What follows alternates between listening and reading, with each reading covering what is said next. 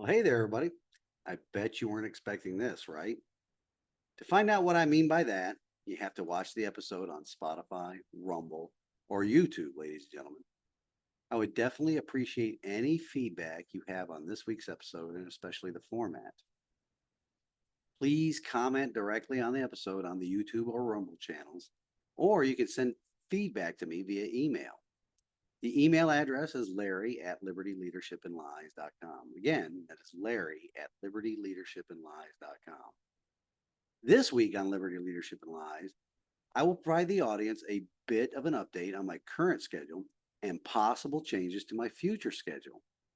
Then we will talk about a recent article in the Tennessee Conservative News. For a bit of background, on September 26th, an article was published reporting that Tennessee Lieutenant Governor Randy McNally. You have to really emphasize his first name that way, if you know what I mean. If you don't know what I mean, just put Randy McNally and Instagram in your search engines and then read the results. After that, you will probably understand. Anyway, Tennessee Lieutenant Governor Randy McNally and Tennessee Speaker of the House Cameron Sexton, they both recently announced the creation of a task force to figure out if Tennessee can refuse federal funding for education. I will discuss why I believe that those two individuals, along with trans Republican Governor Bill Lee, they are just setting up another in a long list of betrayals of my fellow Tennesseans. Next, we'll discuss how Republicans in the U.S. House of Representatives and in the U.S. Senate, how they are continuing to betray the American people and are betraying their oaths of office. You know, evidence is borne out over the past few decades that there is not much of a difference between Republicans and Democrats anymore. However, there is one very big distinction between the two, and I will let you know what that is. If you all listen to Dan Bongino, you will know exactly what I'm talking about. And I highly recommend that you watch his podcast as well. After that, there is more news out there about how the Biden administration has betrayed the American people, and not in the way you think. I will share with you some information that comes from the America First Legal Foundation or legal organization.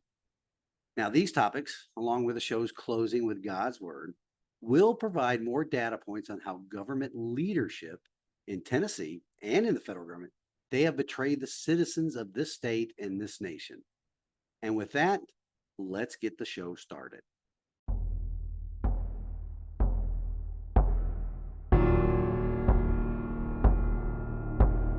Welcome to a show where you will hear about how our liberty is being eroded by the very people that swear an oath to protect it. Today, the president signed a big new anti-terrorism bill that would expand the government's ability to track down terrorists, but at some cost. On this show, we will discuss many of the lies that the government that hates us, by the way, we will discuss the lies that the people in positions of power and influence spread every day. And what is the best way to confuse children? Confuse them about their sexuality, confuse them about their gender, expose them to things that their little brains are not ready for yet. That is how they are confusing children. It is leading to chaos, and Big Daddy government, of course, can be there to pick us all up and take care of us at the end of it. We will also talk about how current elected leadership at all levels of government has been corrupted by power and control, as well as discuss the types of leadership needed to correct our republic's course. We the people. It was time to remember that we the people are the government. Providing assistance for the Ukrainians to defeat the Russians, that's the number one priority for the United States right now. I am your host, Larry Linton, retired U.S. Navy Command Master Chief and prior Tennessee House of Representatives District 12 candidate, and welcome to the Liberty, Leadership, and Lies podcast. Again, welcome to this week's show, ladies and gentlemen. So for starters, a brief update on my contract and schedule. My current 3-week engagement has been extended to 4 weeks. Happy, happy, joy, joy. The other leadership coaches and I that I work with, we will be shifting gears from field engagements all over the country with these small crews. We will be shifting to building capacity within the organization via classroom training and seminars in a central location beginning sometime in the first quarter of 2024. Now, the particulars for how these engagements will be scheduled are still being worked out. There is the possibility, though, that my current 3 weeks on and 3 weeks off schedule will drop to a 2 weeks on and 2 week off schedule. Nothing is written in stone yet in regards to that. I hope to have more information later this week. Now, there are pros and cons with both of those rotations, but as with any contract, the people I work with will provide the client with what they desire and believe works for the best of their organization. But for the remainder of this year, I will stay on this current 3-and-3 rotation. However, there will be a brief interruption in that schedule for a personal vacation. Well, it's not really a vacation, but a pilgrimage. You see, the church my family and I attend, we, are going on a pilgrimage to the Holy Land in November. For a bit of background information, Denise and I previously went on a pilgrimage in 2019 to Israel with our church. It was just before the pandemic shut the world down in November of 2019. It was definitely a life-changing event for Denise and I. To walk the same ground that our Lord and Savior Jesus Christ walked really brought the Gospels, heck, the entire Bible, to life for us. It had such an impact on the both of us that we decided to go again when our church announced that they would be arranging another pilgrimage earlier this year. But this time, as an added bonus, we are bringing our daughter Kaylee and her husband Eric with us. There was so much to see and do during that first pilgrimage that Denise and I felt like we were drinking from a fire hose with all the information about the sites we visited. The last time we went, my mother traveled along with us as well, which was truly a blessing to be able to share in that experience with my warrior mom. I have to say that the Lord has truly blessed Denise and I with the financial ability to not only do this again, but to bring Kaylee and Eric with us. Denise and I are praying that our kids get as much out of this trip as we did during our first trip. On that note, though, being out of the country presents many more logistical challenges for putting episodes together for this podcast. I'm not sure what I'm going to do about the 2 weekly episodes that are scheduled during that trip, but I want to assure the audience that I'm thinking about how to put something out there for that time frame. Possibly a re-release of one of the top-rated episodes, or maybe a pre-recorded episode honoring Veterans Day. Heck, maybe even a short episode from the Holy Land itself with the whole family participating and sharing some of the experiences. We'll see. And then just after I return home from my current engagement here in Carlsbad, and prior to heading off to the Holy Land, I have a couple of important meetings later this month that will also have an impact on 2024 for myself and my family. I will be sure and let the audience know the particulars of those meetings if they bear fruit. Now on to some somber news, though. On a personal note, I would like to ask the audience for a favor. Would you all please lift up my mother-in-law? In fact, please lift up Denise and her side of the family in your prayers. You see, Denise's mom has been bedridden for over a year now, and it's not getting any better. Of course, this is hitting my bride and her siblings pretty hard right now, as you can imagine. So please lift my mother-in-law, Joanne, my wife, Denise, my brother-in-law, John, my sister-in-law, Sherry, and her husband, Mark. Lift them up and ask the Lord to comfort them in this difficult time. And I really thank you all for doing that. Now, a brief break before we talk about how I believe Lieutenant Governor Randy McNally and Speaker of the House Sexton are setting us Tennesseans up for another betrayal.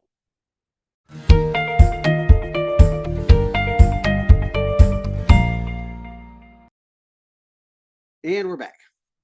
As I mentioned in the opening of today's show, this past week it was reported that the Tennessee Speaker of the House, Cameron Sexton, and Tennessee Lieutenant Governor Randy McNally, who is also the Speaker of the Senate, announced the creation of a task force that will be comprised of Republican and Communist members of both houses of the General Assembly.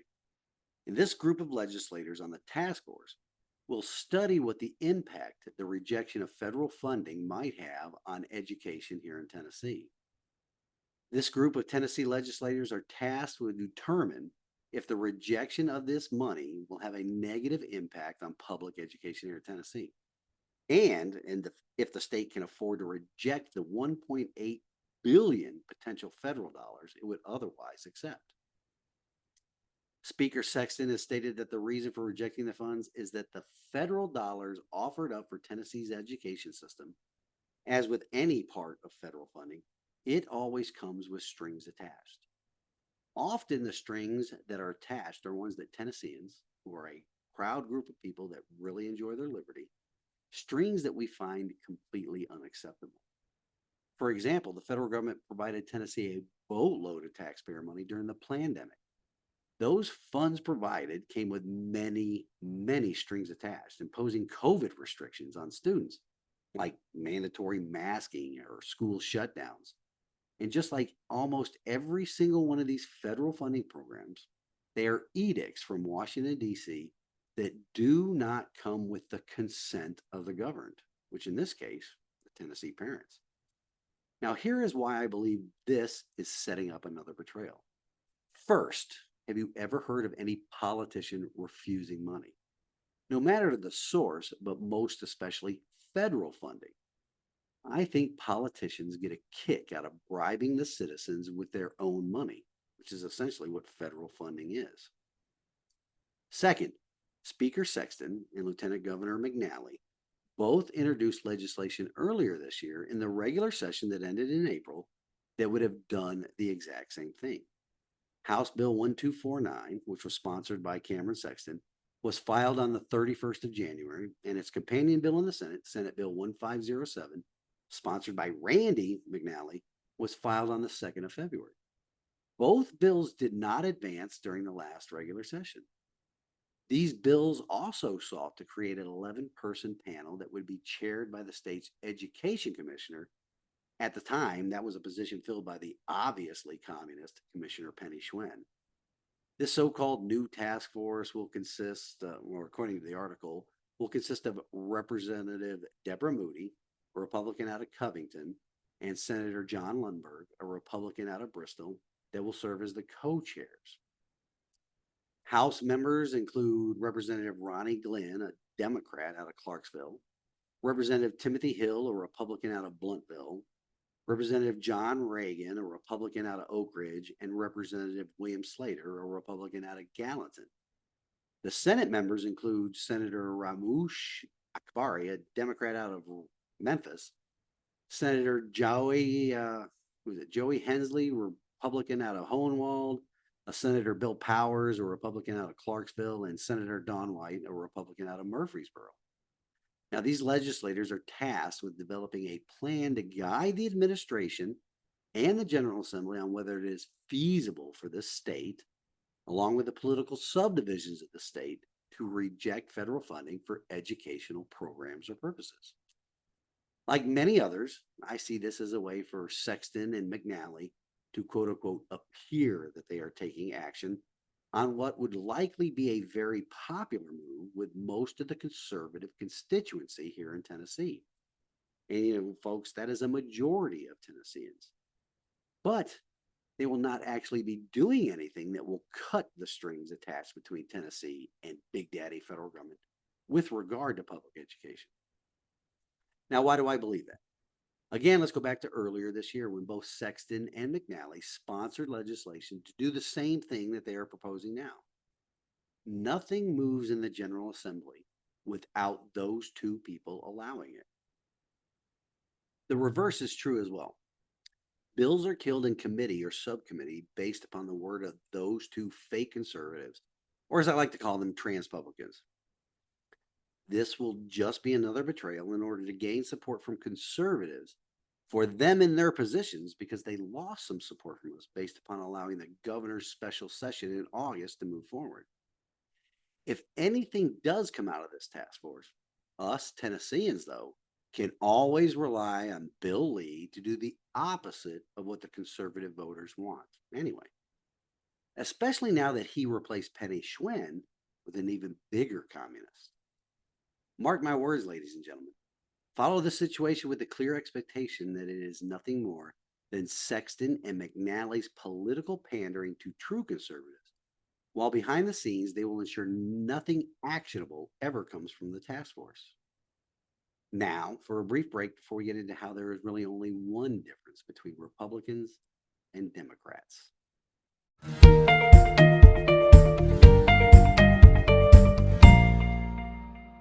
All right.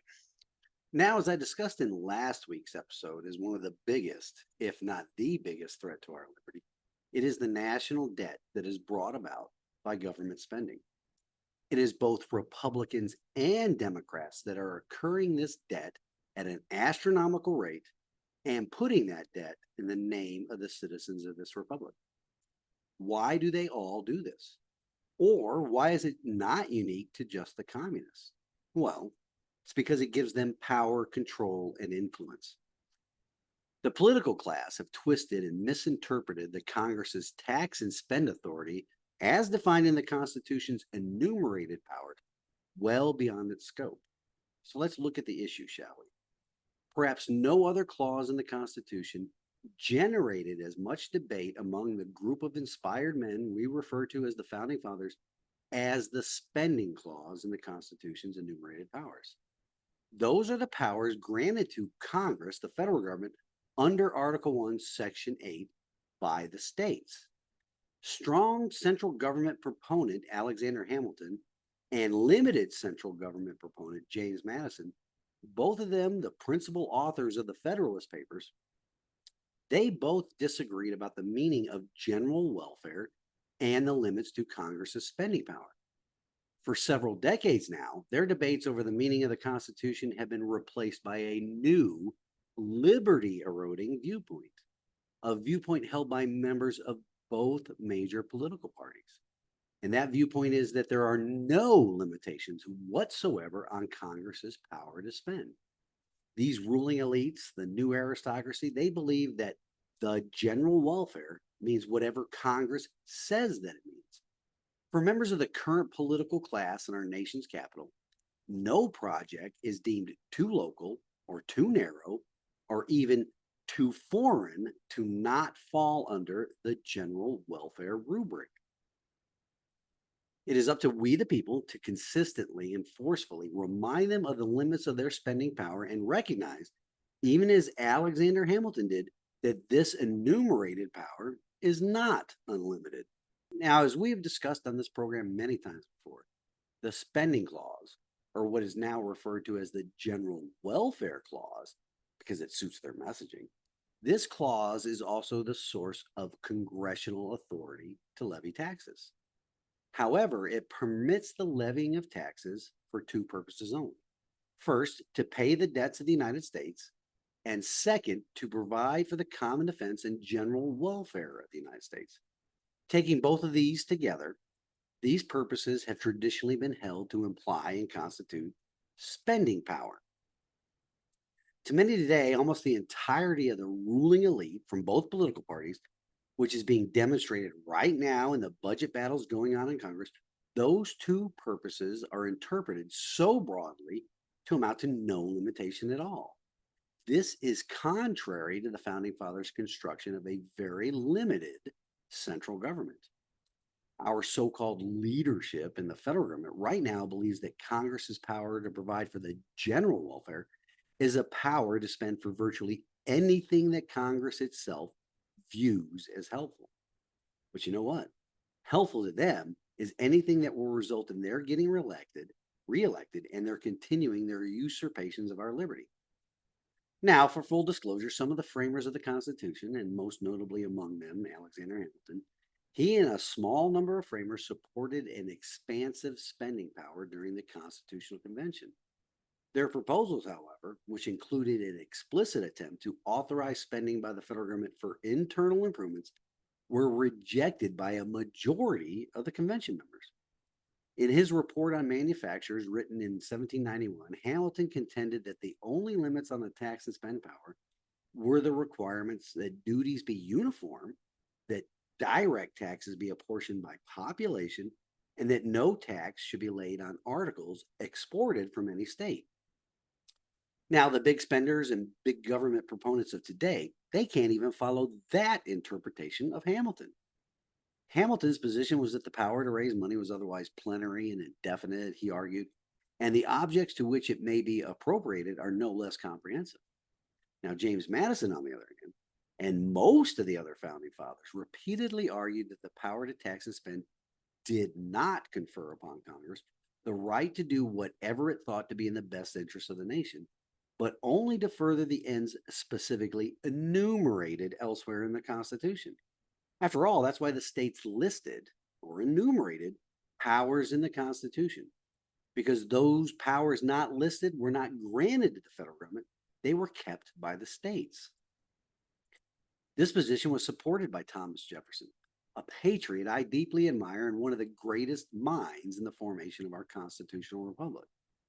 Sadly, and for more than a century now, the political class has purposely ignored the intent of the spending clause, even going so far as to ensure that it is always referred to now as the general welfare clause, because their ability to take our sweat equity via the vehicle of the abomination that is the 16th Amendment and to spend our sweat equity is what keeps them in power, them being members of both political parties.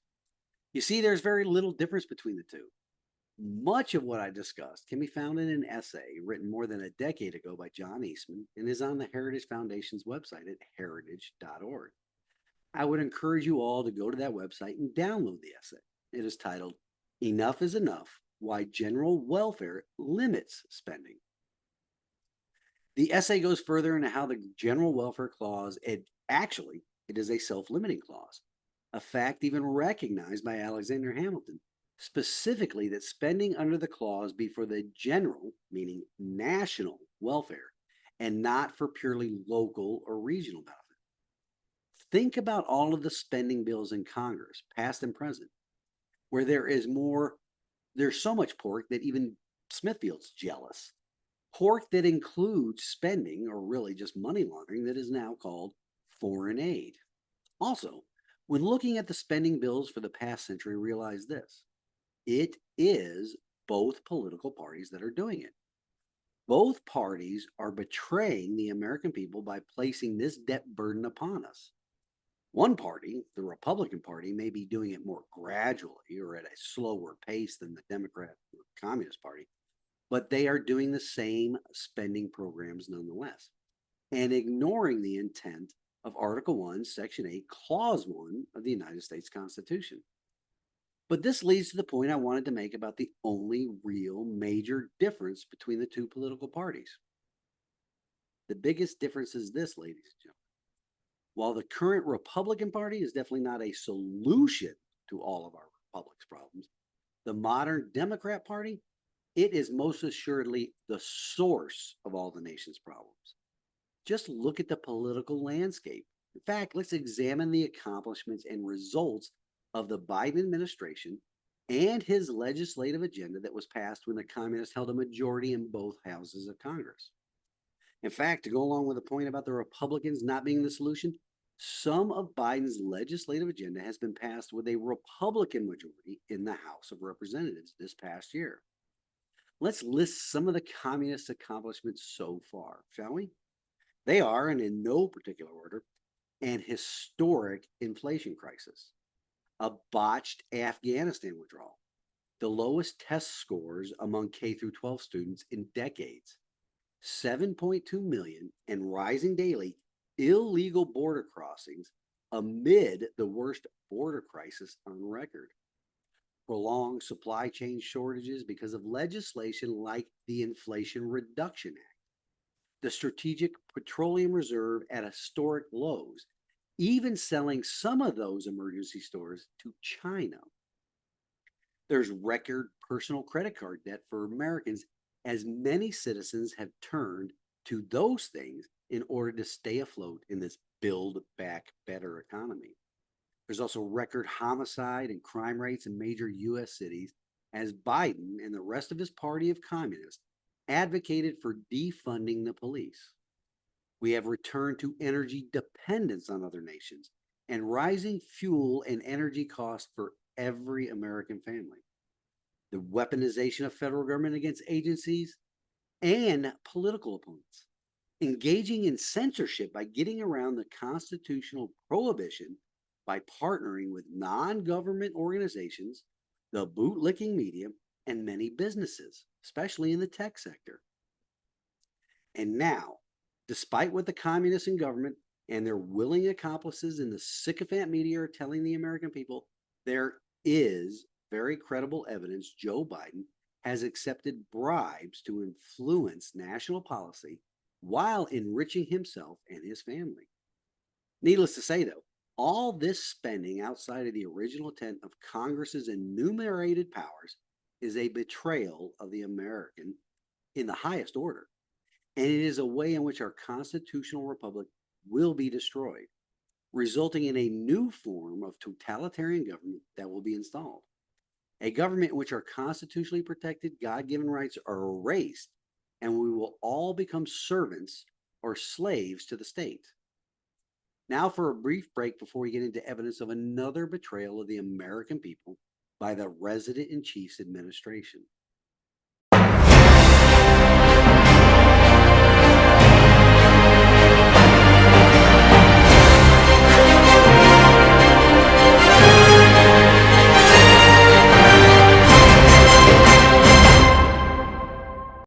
And we're back. Now, recent information was revealed this past week about another betrayal by Biden and his administration. And it's not making major media or news media cycles. But it also ties into how the government spending is used against we the people. The fine people over at American First Legal, they uncovered documents obtained through their litigation against the Department of Health and Human Services, which is just another one of those government agencies that has zero basis or authority under the enumerated powers of the Constitution. But these documents reveal how the Biden administration used $2 billion and the potential for even more in taxpayer-funded contracts to house illegal aliens. Not only that, those taxpayer dollars also enriched a former Obama-Biden admin staffer. Corruption doesn't fall far from the communist tree now, does it? It is a learned behavior. For some background, in 2020, an organization called Family Endeavors hired Andrew Lorenzen-Straight, a former member of the Biden transition team. Family Endeavors, according to their website, is an organization that, quote, passionately serves vulnerable people in crisis through our innovative, personalized approach, end quote. Of course, in this instance, vulnerable people in crisis refers to illegal immigrants. Shortly after Endeavors hired Lorenzen-Straight, HHS awarded it a single-sourced, no-bid contract worth $530 million. At the same time, the Department of Homeland Security's Immigration and Customs Enforcement, it awarded Endeavors a contract of $87 million. Endeavors had no noticeable government contracts before the arrival of a politically connected Biden admin staffer, so American First Legal started looking into this. Long story short, after the Biden-connected Andrew Lorenzen-Straight was hired by Endeavors, he ended up enriching himself and the company with our taxpayer dollars to the tune of nearly $2 billion, with potential contract award amounts totaling $2.8 billion. It pays to be in the Biden orbit, doesn't it? To find out more on this story of betrayal and corruption, visit America First Legal's website at aflegal.org. Again, that is aflegal.org. Well, that is all the time I have for this week, folks. In closing, we have this week's wisdom from God's Word. And today it comes to us from Psalm 55, verses 12 through 14. For it is not an enemy who taunts me, then I could bear it. It is not an adversary who deals insolently with me, then I could hide from him. But it is you, a man, my equal, my companion, my familiar friend. We used to take sweet counsel together. Within God's house, we walked in the throng. Our government has betrayed us all. They are supposed to be our equal, our companion, and our friends. Instead, leadership at all levels of government has failed us with all of their betrayals. At the federal level, it is done by twisting the Congress's taxing and spending power, interpreting that clause in their enumerated powers to mean what they want it to mean, granting themselves not only unlimited spending power, but the taxing power that must necessarily accompany it, so each member of the new aristocracy can stay in their positions of power and influence. For generations, leadership on the state level has betrayed their citizens as well by not standing in the gap between the federal government and its people. They have all sold their oaths to the highest government or lobbyist bidders, while we, the citizens, are burdened in servitude to pay back the loans the federal government took out in our name. Biden himself is a corrupt human being that has sold out the entire nation to enrich himself and his family. Additionally, he has provided a great example to follow for many members of his administration that are fleecing the American taxpayer and for the benefit of criminal illegal aliens. It is a betrayal of their oaths. It is a betrayal of their positions of special trust and responsibility. It is a betrayal of our constitutional principles in this republic. It is corruption and betrayal that is forcing us all to live under tyranny. We all need to start living in the mantra that resistance to tyranny is obedience to God. Once again, thank you all for listening, and I pray that you all enjoy the week and that you get after it in the work necessary to restore our constitutional republic. Until next week, stand in the arena with me. Reveille, it's time to wake up.